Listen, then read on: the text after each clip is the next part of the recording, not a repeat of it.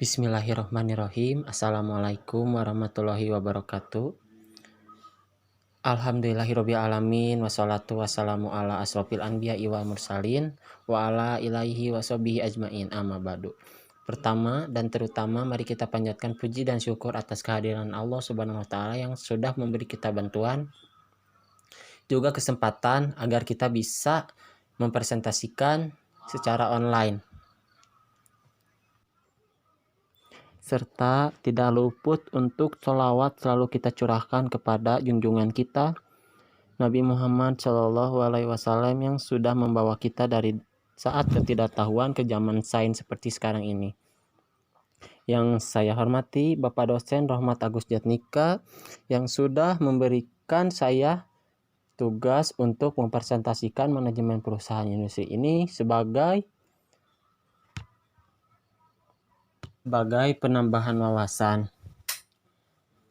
Perkenalkan, sebelum masuk ke materi, saya akan memperkenalkan diri saya sendiri.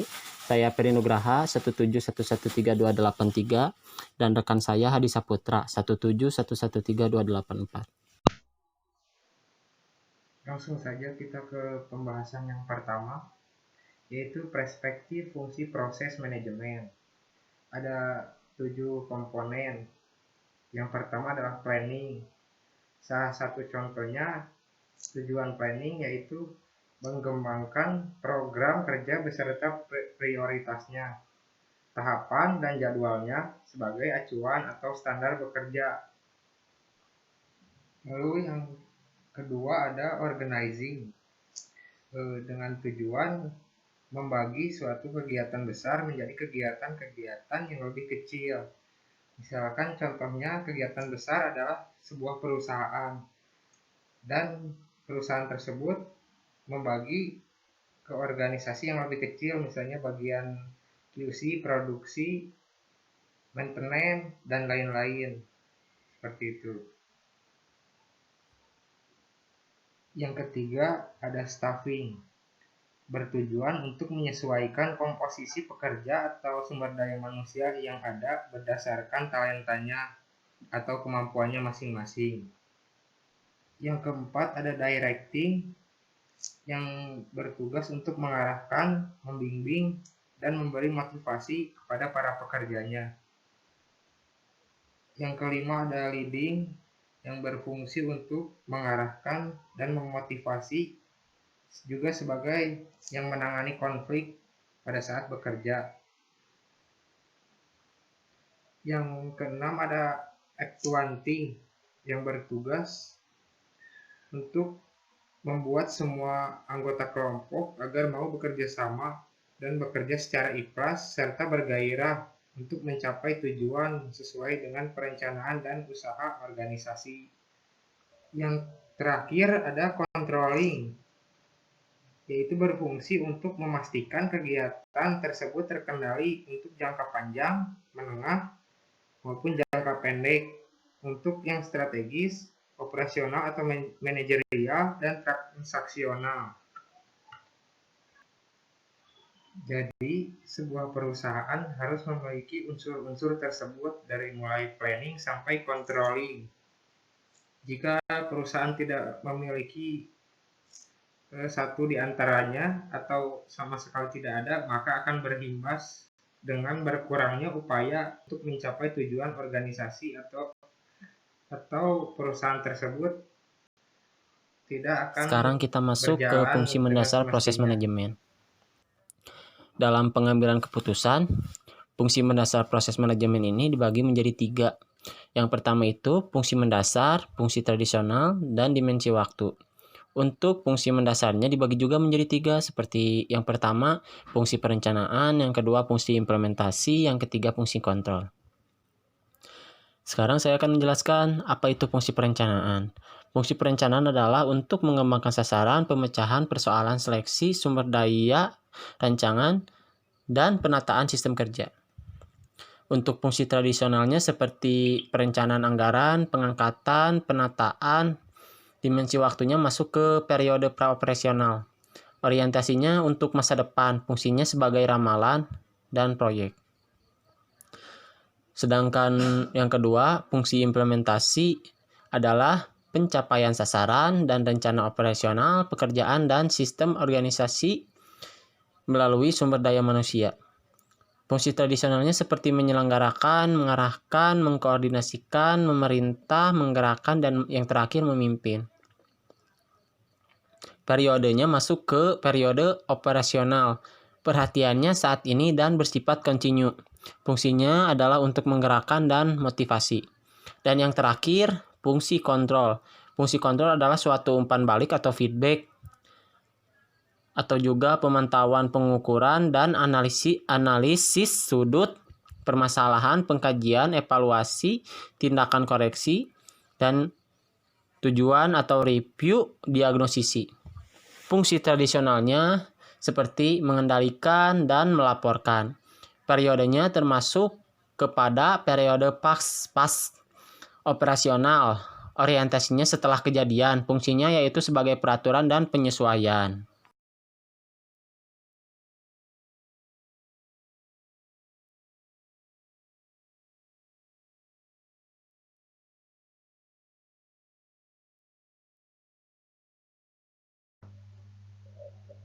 Lalu selanjutnya ada esensi unit bisnis fungsional. Strategi di tingkat fungsional adalah strategi yang dirumuskan secara spesifik pada area-area fungsional tertentu untuk mendukung strategi unit bisnis. Jadi area fungsional ini meliputi departemen-departemen yang terdapat di unit bisnis seperti keuangan, pemasaran, operasi, sumber daya manusia, dan basic perspektif. Jadi strategi fungsional ini biasanya dihasilkan dan dievaluasi oleh kepala departemen seperti kepala keuangan, kepala pemasaran, kepala operasi, dan kepala sumber daya manusia. Sekarang kita bahas untuk fungsional pemasaran. Fungsi pertama pemasaran adalah membangkitkan permintaan barang atau jasa. Untuk fungsional pemasaran ini dibagi menjadi beberapa bagian. Seperti yang pertama, dimensi kinerja fungsional pemasaran, yaitu untuk suara pelanggan dan keterlibatan pelanggan. Yang kedua adalah keunggulan di gerakan pelanggan, yaitu kualitas dan kinerja ditentukan oleh para pelanggan organisasi. Untuk itu, organisasi harus sungguh-sungguh memperhatikan bentuk dan karakteristik dan jasa serta cara-cara mendekati pelanggan yang bisa memberi nilai lebih pada pelanggan. Yang ketiga, kerangka pemasaran yang strategis. Dibagi menjadi beberapa bagian seperti market analysis atau analisis pasar, market selection atau seleksi pasar, marketing MX, bauran atau bauran pemasaran, customer edge question, yaitu perolehan pelanggan, dan yang terakhir customer loyalty dan retention atau loyalitas dan retensi pelanggan. Yang keempat, analisis pasar atau market analysis. Dan yang terakhir adalah seleksi pasar atau marketing selection. Dibagi menjadi beberapa bagian. Yang pertama, seperti tetapkan pilihan atau selection dan segmentasi pasarnya. Dan yang terakhir adalah tetapkan target dan positioningnya. Yang keenam ada bauran pemasaran, yaitu kumpulan alat pemasaran taktis yang terkendali seperti produk, harga, tempat, dan promosi yang dipadukan perusahaan untuk menghasilkan respon yang diinginkan di pasar sasaran tersebut. Dan yang ketujuh ada promosi yang tujuannya untuk menyebarkan informasi produk kepada target pasar potensial, yaitu untuk apa? Untuk mendapatkan kenaikan harga penjualan. Yang kedelapan adalah proporsi nilai pelanggan. Adalah alasan yang membuat pelanggan beralih dari suatu produk ke produk lain atau dari satu perusahaan ke perusahaan lain.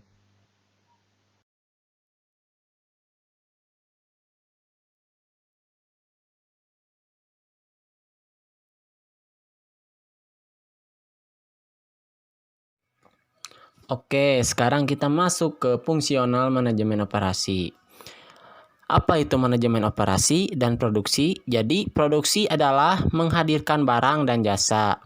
Sedangkan untuk manajemen operasi adalah serangkaian kegiatan yang menciptakan nilai dalam bentuk barang dan jasa dengan mentransformasi atau mengubah input menjadi output.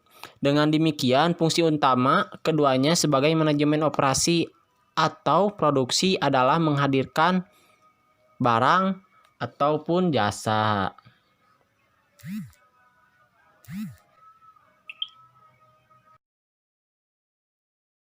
Di sini juga ada strategi keunggulan yang kompetitif. Dibagi menjadi dua. Yang pertama, lingkup kompetitifnya sempit.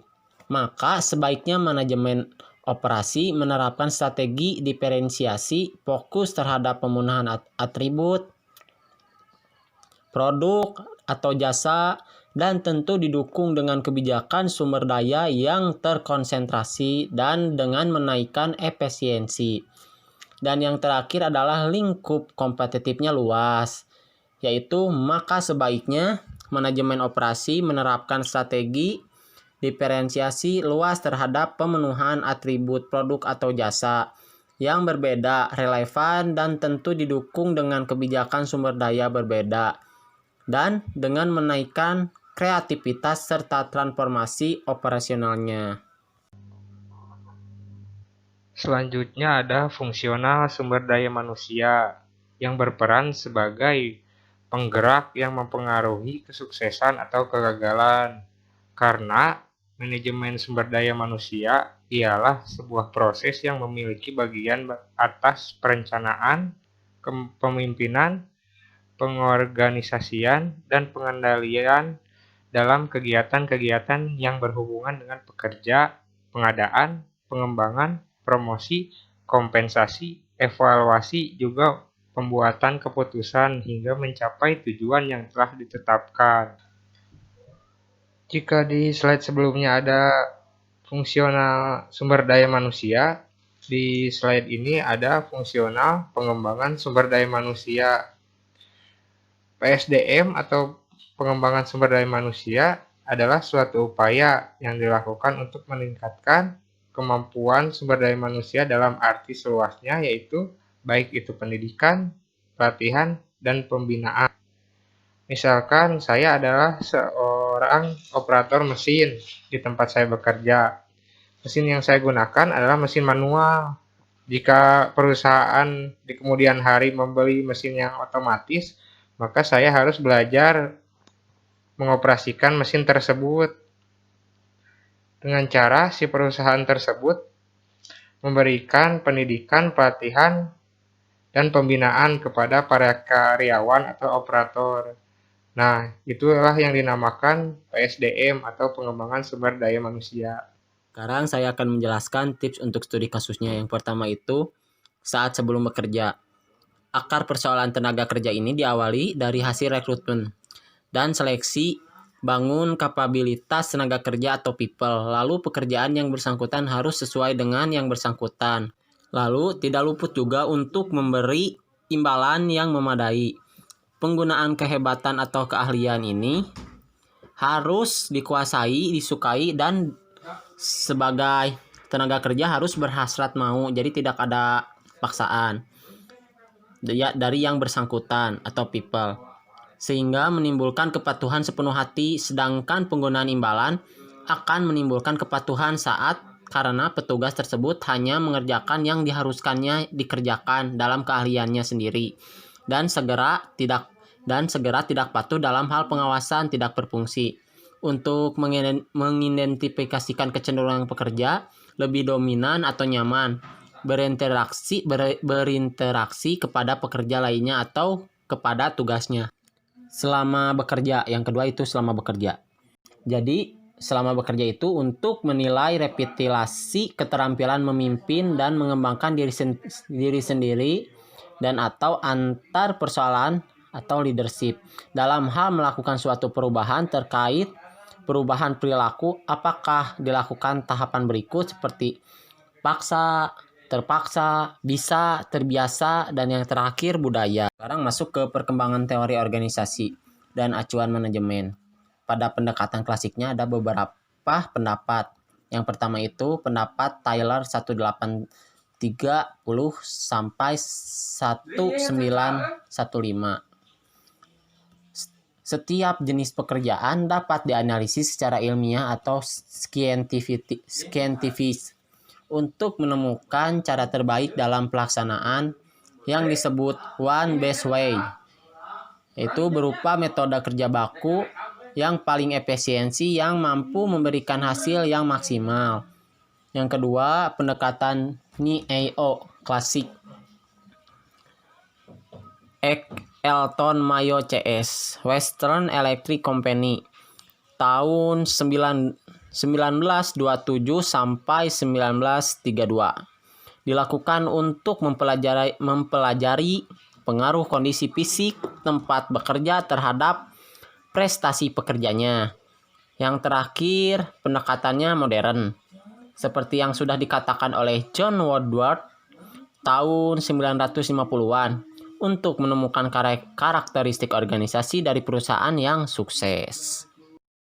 Untuk pertumbuhan organisasinya, yaitu proses evolusi organisasi dapat dipelajari pengaruh pertumbuhannya sesuai dengan perkembangan umur organisasinya. Organisasi tumbuh melalui tahapan, sedangkan tiap tahapan melalui jenis krisis tertentu. Alasan pertumbuhan organisasi ada beberapa bagian seperti keinginan memenuhi semua kebutuhan. Yang kedua, mobilitas para eksekutif. Yang ketiga, faktor ekonomi. Dan yang terakhir adalah kemampuan menjaga kelangsungan hidup atau survival. Tahapan pertumbuhan organisasi. Tahapan pertama adalah pertumbuhan kreativitas. Umumnya para pendiri sebagai pengusaha, perhatiannya hanya berorientasi pada produksi dan pemasaran dengan melalui berbagai kreativitas usaha, namun tidak memiliki keterampilan untuk mengatur orang lain. Lalu timbulnya masalah manajemen dan krisis kepemimpinan. Untuk mengatasi krisis ini, maka dibutuhkan manajer yang kuat dan kemauan mengkoordinasi orang lain, dan gaya kepemimpinannya harus sesuai dengan yang dibutuhkan. Lalu selanjutnya tahapan pengarahan. Krisis kepemimpinan telah diatasi. Organisasi sudah memiliki pimpinan yang kuat dalam hal manajemen. Organisasi mulai dikelola dengan baik dengan teknik-teknik manajemen yang lebih formal, namun mulai muncul birokrasi. Penggunaan teknik manajemen mengakibatkan bawahan merasa geraknya dibatasi manajer. Tingkat bawah mulai merasa berkuasa di bagiannya, lalu mulai minta perhatian. Terjadi krisis otonomi jika pimpinan yang kuat tidak mau mendelegasikan sebagai otoritas yang dimilikinya kepada bawahannya, akibatnya manajer tingkat bawah tidak otonom. Kemudian tahapan pendelegasian. Pada tahapan ini mulai ada pendelegasian wewenang dan disertai sehingga tanggung jawab menjadi lebih besar pada pimpinan menengah. Akan tetapi mengingat pimpinan menengah dan bawahan lebih otonom, pimpinan puncak sering merasa organisasi tidak lagi terkendali dan terkoordinasi dengan baik sehingga muncul krisis pengawasan. Kemudian ke tahapan koordinasi. Jika krisis pengawasan telah terlewati, berarti organisasi telah mencapai tingkat koordinasi yang baik. Dalam organisasi muncul spesialis koordinasi atau muncul unit-unit dengan koordinasi yang kuat seperti kelompok produk. Lalu tahapan selanjutnya adalah kerjasama.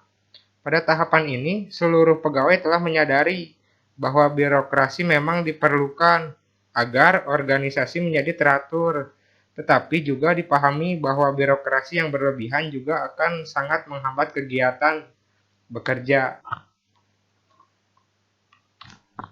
Pertumbuhan organisasi tidak harus mulai dari tahapan pertama, bisa saja mulai dari tengah.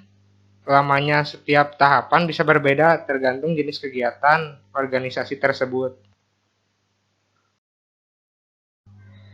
Evolusi organisasi mendunia. Pada umumnya, setiap perkembangan organisasi digagas dan dimulai dari dalam negeri atau domestik. Setelah tumbuh dan berkembang, serta memiliki fondasi yang kuat, lalu merambah ke internasional, kemudian ke multinasional dan global. Nah, berikut adalah evolusi organisasi dari orientasi strategi, tahap pengembangan, struktur, dan potensi pasar. Yang awal mulanya hanya domestik, lalu kemudian merambah ke internasional, lalu multinasional, dan kemudian global. Sedangkan untuk mekanisme adaptasi suatu organisasi, yaitu sekumpulan keputusan dan tindakan strategis dengan memperhitungkan lingkungan eksternal dan internal untuk menghasilkan formulasi dan implementasi lintas fungsionalnya, termasuk menyelenggarakan kebijakan dan tindakan di seluruh proses dan tingkatan manajemen. Di dalam suatu organisasi sering dikenal sebagai strategi manajemen atau disebut juga dengan pengelolaan strategis. Organisasi pasti dan harus memiliki cita-cita atau visi untuk mencapai goals atau sasarannya yang ditetapkan sesuai misi yang didambakannya. Visi misi dan goals atau objektivis